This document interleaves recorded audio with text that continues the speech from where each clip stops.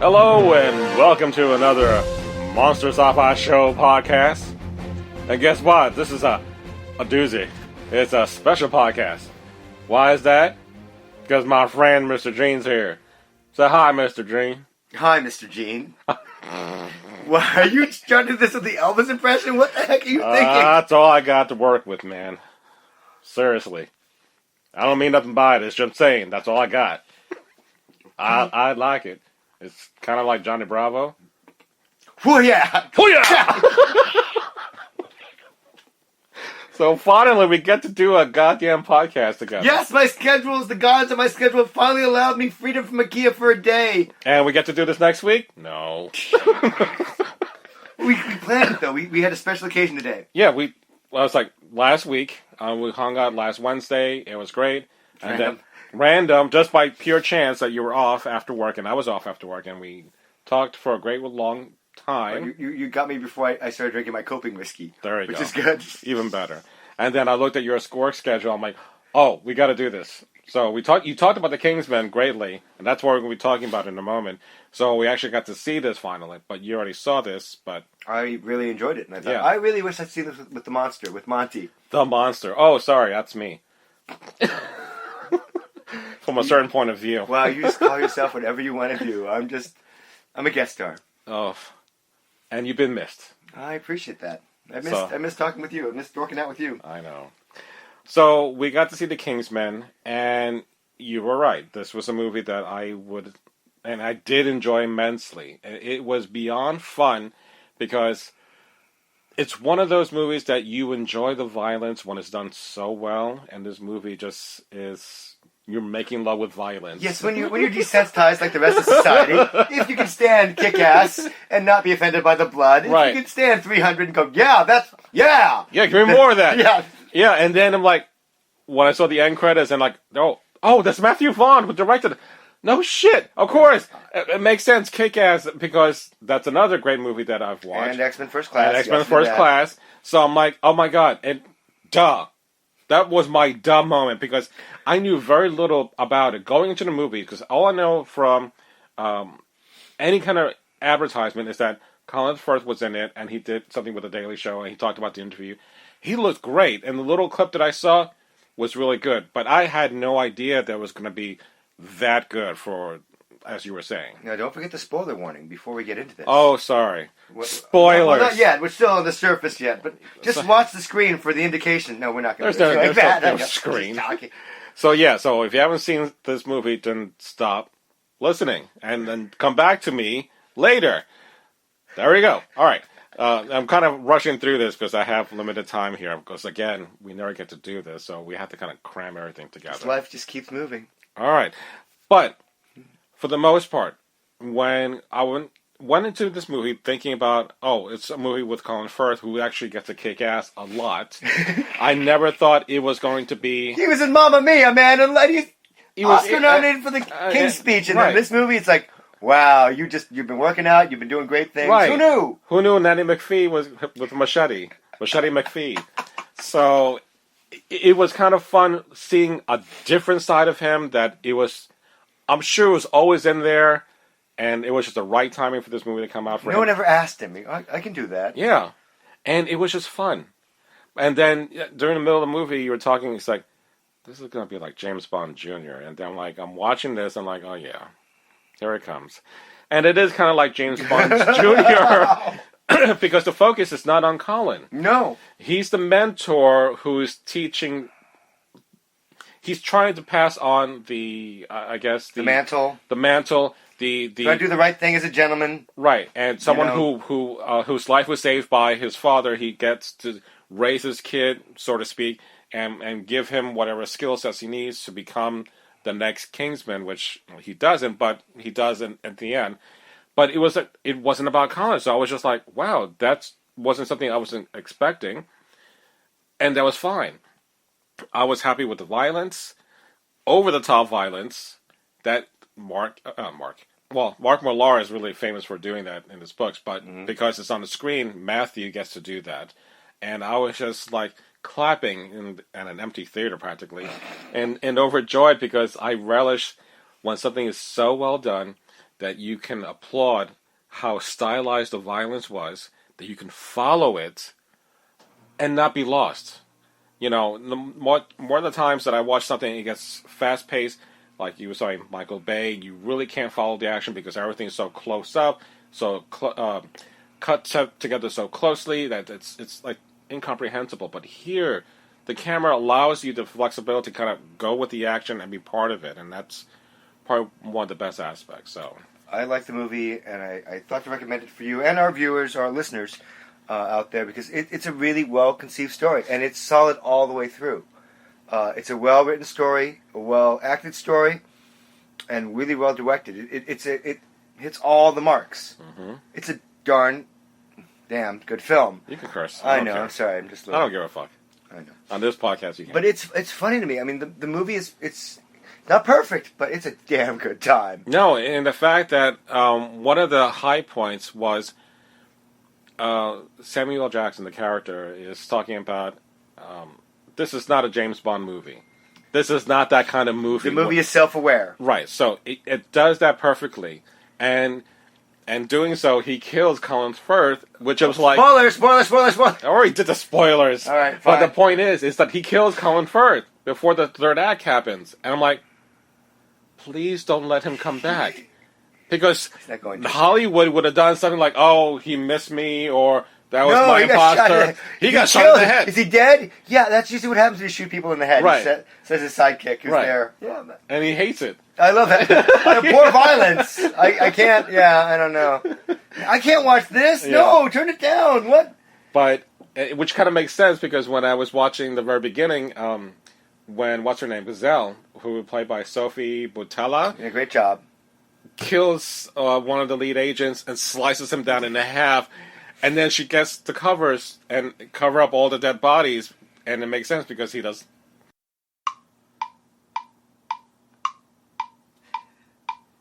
And we're back. Okay, all right. So it's kind of weird. I'm trying to use GarageBand to record this podcast because my laptop is dead, just like my car was dead, and my phone was dead. Everything's dead. Like me inside. So. Buffy, you were in heaven. I'm sorry. Brought you back for the podcast. Alright, so going back to Gazelle. To me, because this is not a James Bond movie, I would have liked, if she was actually in a Bond movie, one of the top henchmen that I would have loved to rank as being almost as high as Jaws. You were really upset when she passed away, when she gets defeated. You were like, "Aw!" I was like, "She's the bad guy." I know, but it was just kind of like I really was kind of infatuated by her. Oh my! Oh my! Oh my God! But I'm the Asian one. Yeah, I know. I have copyright on that. No, you don't. My culture does. Your culture. Oh yeah, I don't know. So. You're saying something about what? No, nothing. Okay. Life in a petri dish. My culture. Shut. All right. So, and in which we were looking up on IMDb, she's going to be in a movie coming up. That only you were going to see. That probably I'm going to see. Called Monsters Dark Continent, which is a sequel to the Monsters movie that was by Gareth Edwards, who directed last year's Godzilla. But he's not directing this one, is he? Which is like oh yeah. Okay, so they're cashing in basically on the franchise, or the name The Monsters was made by Gareth, and then of course, since Godzilla was a big hit, that's how we're going to get this movie. So big hit that brought us, thank God, Pacific Rim 2 sometime in the near future. Right. And not to be confused with Atlantic Rim, which is by... Do not talk to me about these weird parodies that come out just months before. On the Sci-Fi Channel, so yeah. Just get it done, but it's made out of paper and tinfoil and puppet string. Just do it! Get it in the can before we gotta confuse the audiences. It's the Scifi way. Whatever. Alright. Every time you mention that, you just give them credence. I know. Another angel gets its wings. Oh God, no bells are ringing. Ding! Alright, so... aside from that, I just thought that keeping in the spirit of movies that you enjoy, violence, like Kick-Ass, was a good cathartic?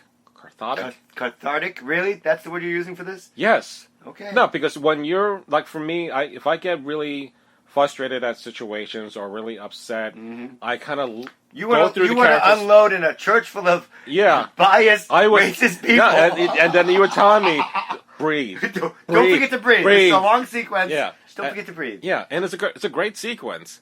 But part of it was like, well, was he getting out and he was under the control, or he was killing those people and he was still affected? Clearly he had no control. He's appalled. Okay. Because he comes out and says, what did you do to me? I had no control. Okay. And the thing is, that was like, yes, the best trained man wins. Yeah. And I think it definitely does. Against a whole bunch of 50 civilians that don't know how to fight. Yeah. But who brings a gun to church? That's my question. Apparently he does. Apparently he does. Because he's the Kingsman! And he has charcoal. Isn't the Kingsman's charcoal briquette? I don't know. Wow, nothing's worse than telling a pop culture joke and not being picked up, which I didn't get what you were talking about. It's okay. Someone does. Someone loves me. Someone out there's like, ah!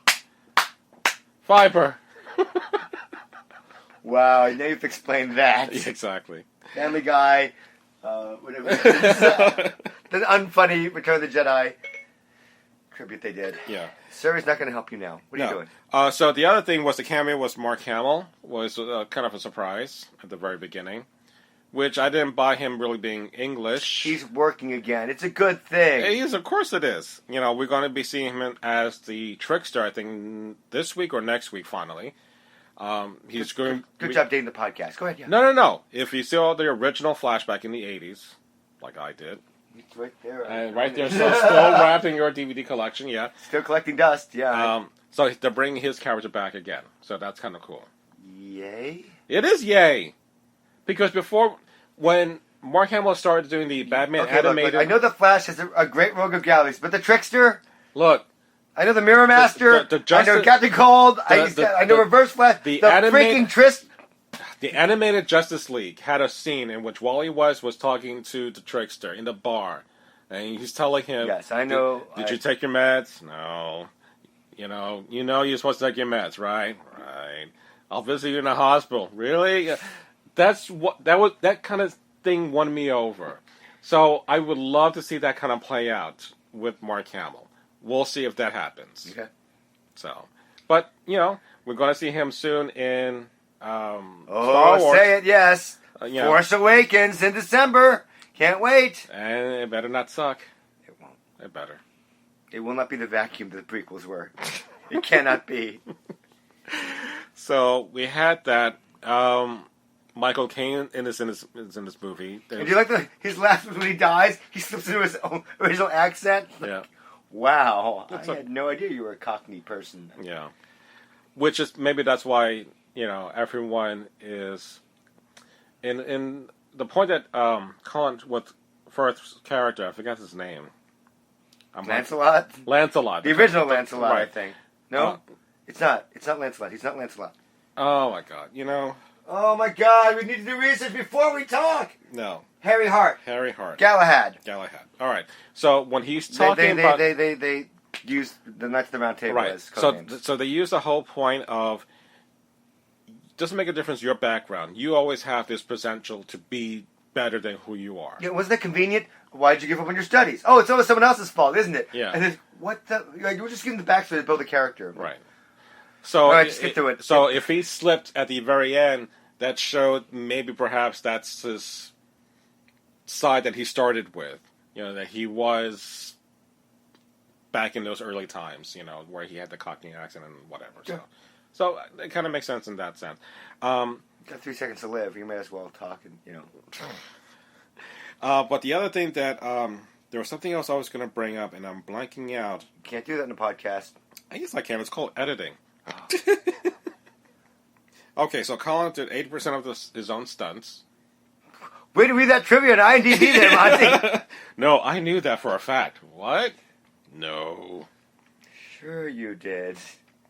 No, what was it I was going to bring up? Don't shoot dogs.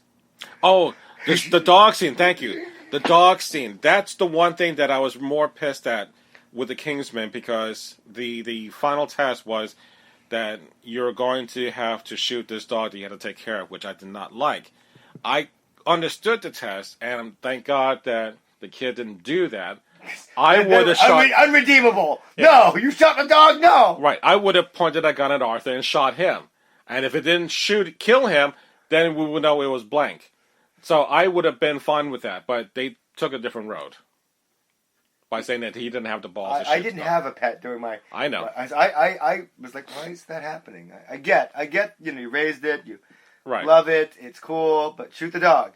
Okay. Yeah. No, I couldn't do that. That's too hard. Lancelot did it. Well, we all know it's blank. I know. Now we know. Now we know it's not blank. Then, and then it's a test of character and of wills. Right. And of that. So one of the things that I mentioned earlier after we saw the movie is like, wow, this movie is great for Google Glass.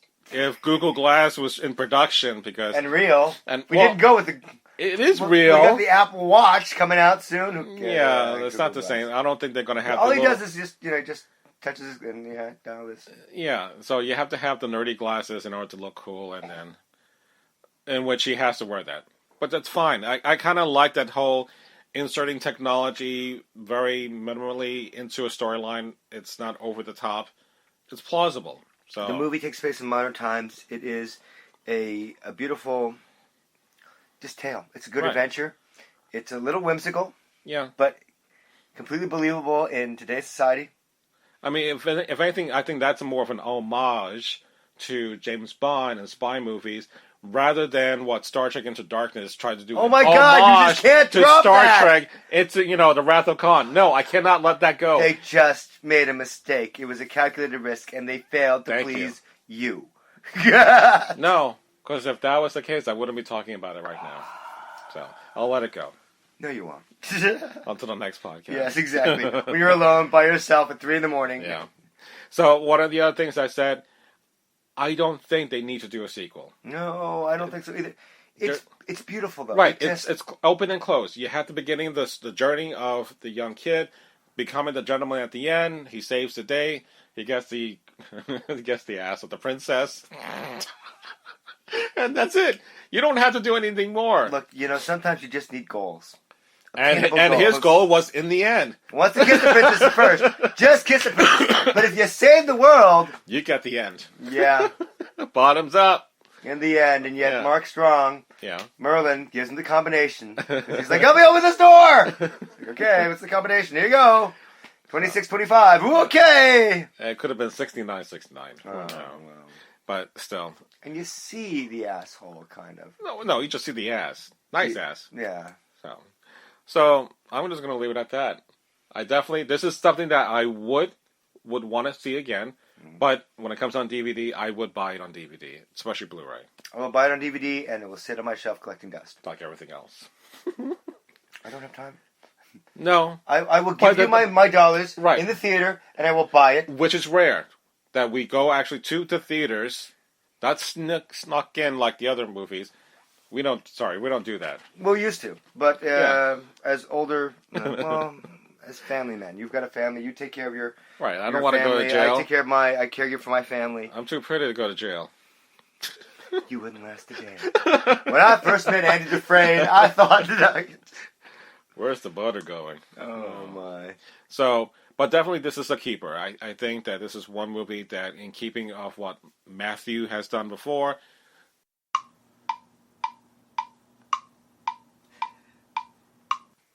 All right. It's stupid metronome crap. All right. Yay, GarageBand! Yay. Again, trying to work with this. Sorry for the dropouts. We're to experiment with new technology to bring current news to you, our 3 listeners. From a certain point of view. All right. So we're going to end this show real quick, unfortunately, because time is running out. Anything you're looking forward to for some movies this season, Monty? No. Unfortunately, it's going to be Avengers in a couple of months. There's nothing on my radar that I really want to see. Oh, that will pull you out of your muck for a while, Monty. For 2 hours, you'll be... But, again, 18, the Kingsman was a big surprise. 13. I would have never thought in a million years that this was going to be such a highlight until we get something really good later on. I am pleased to have shared it with you, sir. So, thank you very much. And, anything you want to see on the coming horizons? Looking forward to Avengers 2, of course, Age of Ultron. Looking forward to Jurassic World, actually. Kind of a little interested in Mad Max for some reason. I don't understand. It's all 80s coming back, which I'm kind of... It's all coming back to all you. coming back. Pixel looks like another good movie, but again, everything's coming back to tapping into the 80s. So that's going to be the next push, which... I love the 80s. Welcome to the 80s. Wow, really? All right. So on that note, have any comments about what we talked about on the Kingsman or on past podcasts, please write me at monsterscifishow@gmail.com. You can also find me on Twitter with the handle with the Monster Sci-Fi Show with the Scifi name, or find me on Facebook. Find my Facebook page on the Monster Sci-Fi Show page there. So with Play that, the game, find the monster. find the monster. Like, where's Waldo? It's find the monster. No one's going to find me. I know. But I do want to thank everyone who has been listening to the podcast. This March has been a great month for me, so please keep looking at all the older podcasts. I will be making more. And like I said, I'm going to continue doing the shorter sci-fi shows with myself just every week, just to keep things current. And then whenever Gina and I are free together, like today, we'll be doing something like the Kingsman or other reviews, things that will be a little bit more focused, more exactly. We were really kind of out of sync, but it's fine. It's just more like, I haven't talked in a while. It's he's okay. still alive, and I'm still here, and so forth. So I just work in a bubble at IKEA. how much is that bubble? How much is that bubble? It's a wubble, actually. Wubble. Wubble? They're available at Target for like $19.99. Oh yeah, and then because then my parents, who got it? My in-laws got it and punctured it once. Really? It died. Yay. What a jet. Did your children at least get to enjoy it for 35 seconds? Yeah, kind of like the 5 minutes of fun with the drone I got that broke. I love that video. Oh yeah. And crash, Yeah, and then you hear that it broke. So, all right, folks. So thank you very much, and take care. Good night.